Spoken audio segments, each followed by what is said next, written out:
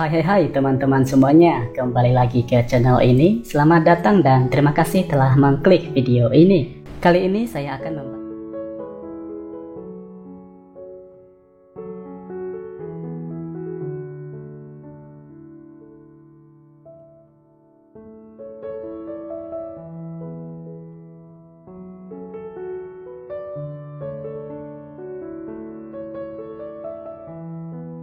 Akhirnya, betina melahirkan putra mereka.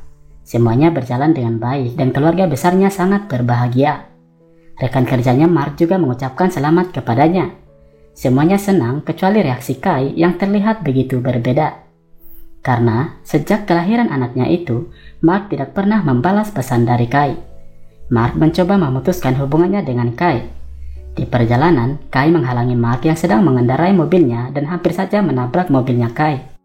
Di sana, Mark menegaskan bahwa dirinya telah menjadi seorang ayah dan ia berharap agar Kai tak mengganggu keluarganya. Kai yang kurang terima dengan sikapnya itu meminta Mark agar mengakui bahwa dirinya adalah seorang gay. Saat itu, Mark langsung marah dan memukul Kai hingga berdarah. Mark menegaskan agar Kai menjauhi dirinya. Di rumah, Mark tak bisa merasa tenang. Ia juga telah memutuskan untuk pindah rumah agar lebih merasa nyaman. Namun hal itu tetap saja tidak bisa merubah perasaannya. Saat Mark kembali ke tempat kerja, mereka diingatkan oleh atasan mereka agar tetap menjaga toleransi dan menjauhi diskriminasi.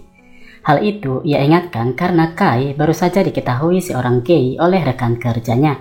Ia ditemukan berada di bar gay yang digerebek oleh unitnya. Mark pun mengetahui hal itu. Tetapi Kai sama sekali tidak merasa takut meski beberapa rekannya adalah anti-gay. Sepulang bertugas, Kai mendapati Mark telah berada di dalam apartemennya. Di sana, Mark mempertanyakan kenapa Kai pergi ke bar itu.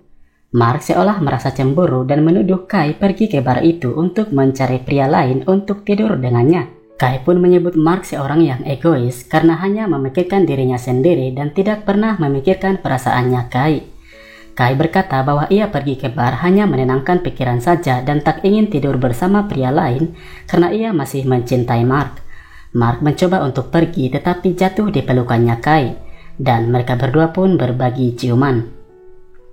Di kantin kerja, Kai dilecehkan oleh salah satu rekannya yang sangat homofobia. Kai melakukan perlawanan dan tak sengaja ia memukul Mark hingga berdarah yang mencoba melerai perkelahian mereka. Saat itu, Mark tidak mau mengambil insiden itu dengan serius karena takut jati dirinya juga akan terbongkar. Mark lebih memilih berobat ke rumah sakit. Kemudian, Kai datang ke rumah sakit untuk mengecek keberadaannya. Di sana, mereka bercanda sejenak dan Mark langsung meminta Kai pergi sebelum ibunya datang menjemputnya pulang. Kai memberikan kecupan sebelum ia pergi. Namun, Mark meminta lebih dan mereka kembali berciuman mesra.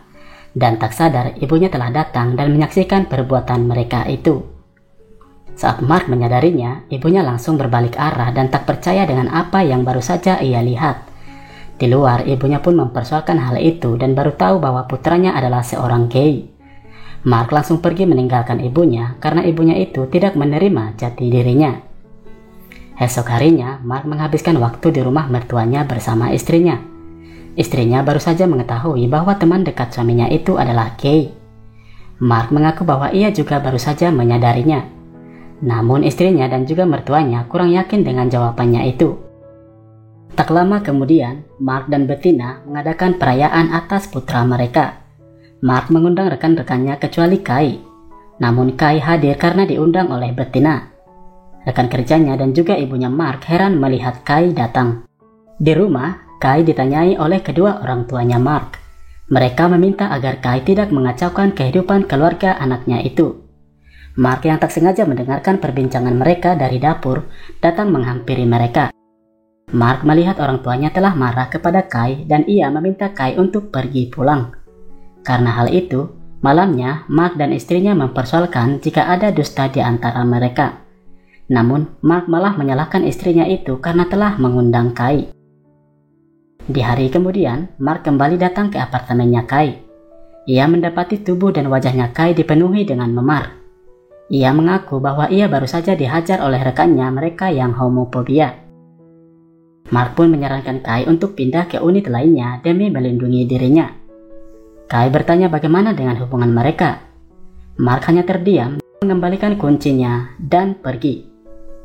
Saat kembali ke rumahnya, Mark mendapati Bettina berkemas untuk pergi dengan putra mereka ke rumah orang tuanya. Dia telah mengetahui bahwa Mark telah banyak berbohong tentang hal pekerjaannya dan mempertanyakan hubungannya dengan Kai. Tetapi istrinya tidak terang-terangan akan kehubungan besar yang dirahasiakan oleh suaminya itu. Ia meminta Mark segera pergi meninggalkan rumah sebelum ia kembali. Mark akhirnya tinggal menyendiri. Dalam beberapa hari, ia kembali menemui istrinya di rumah orang tuanya. Pintu sempat ditutup kembali karena istrinya tak ingin bertemu dengannya lagi. Namun setelah meminta untuk membukakan pintu beberapa kali, akhirnya istrinya mau menemuinya. Mark langsung mengutarakan bahwa dia tak ingin kehilangan istrinya, juga anak mereka. Dia juga mengakui bahwa ia telah hilaf melakukan perselingkuhan dengan Kai. Namun ia belum mengakui bahwa dirinya adalah seorang gay. Istrinya kembali mempertanyakan jati dirinya dengan membentaknya. Ia pun kembali menutup pintunya. Tak lama, akhirnya Bettina kembali ke rumah bersama putra mereka. Mark yang baru saja pulang dari jogging sendirian menyapanya, namun Bettina masih terlihat marah. Saat Mark berada di kamar mandi, istrinya menyerobot masuk dan memukuli Mark. Ia melampiaskan kecemburuannya yang bercampur dengan amarahnya. Untuk menenangkannya, akhirnya Mark memeluknya erat dan membiarkannya menangis di pelukannya. Setelah tak mendengar kabar dari Kai, Mark mencoba mengunjunginya di apartemennya. Namun ia mendapati Kai sudah pindah. Ia juga telah keluar dari unit mereka tanpa pemberitahuan. Di tempat kerja, dia disinggung habis-habisan oleh rekannya yang sangat homofobia yang menyebabkan Kai keluar dari tempat kerjanya. Mark langsung mencium rekannya itu untuk memberi pelajaran. Rekannya yang sangat menjijikkan hal itu langsung memukul Mark saat itu juga. Untungnya seseorang masuk ke dalam ruangan itu untuk melerai perkelahian mereka. Mark kembali pergi ke bar untuk mengisi kekosongan hatinya. Di sana ia mencoba menemukan orang baru untuk diajaknya bercinta. Namun ia tidak merasakan hal yang sama saat bersama dengan Kai. Ia pun pulang ke rumah sambil bersedih atas menghilangnya Kai tanpa pemberitahuan. Mark tetap tinggal bersama istrinya meski mereka saling diam-diaman. Hingga suatu saat mereka berdua saling mengaku satu sama lainnya bahwa mereka tidak ingin melihat hubungan mereka seperti itu.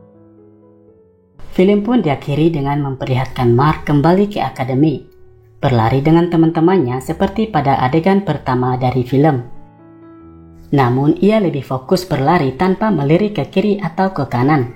Dia berlari lebih cepat daripada rekannya yang lain dan sendirian berada di depan. Film pun selesai. Begitulah teman-teman alur cerita dari film ini. Kisah gay yang terdapat di tengah-tengah kehidupan polisi. Susah dimengerti apakah Mark benar-benar seorang gay atau hanya sekedar pelarian saat-saat istrinya sedang hamil. Namun seiring ia melakukan perselingkuhan itu untuk sekedar, dia malah semakin hanyut dalam perasaan terhadap rekannya itu. Bagaimana menurut kalian? Boleh dikasih pendapatnya lewat kolom komentar di video ini ya. Sekian dulu teman-teman pembahasan kita kali ini. Terima kasih telah mengikuti ceritanya hingga selesai. Saya harap teman-teman mengerti dan suka akan ceritanya. Jika berkenan, silakan beri dukungannya lewat like dan subscribe-nya ya. Sekali lagi saya ucapkan terima kasih dan sampai jumpa di video berikutnya.